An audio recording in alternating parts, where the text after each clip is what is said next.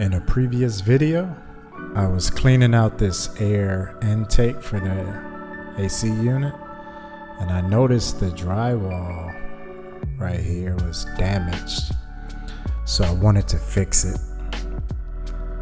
Really, I just want to put some joint compound on top of it to kind of hide it, but I couldn't use my regular putty knife, so I had to use a improvised version, which is this plastic one that I cut that would fit into this gap right here to just help it. I guess I could have just used my finger, but I feel like that would help push it into that paper better.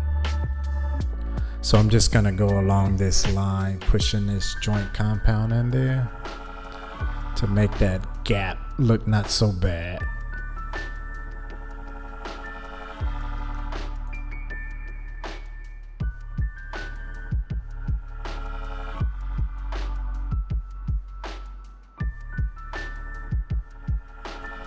Something else I noticed was this baseboard.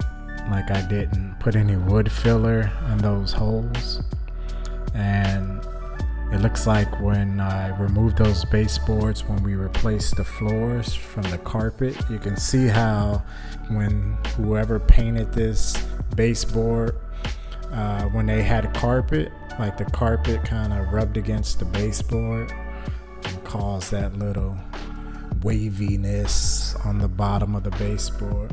So that's something that could be fixed one day as well.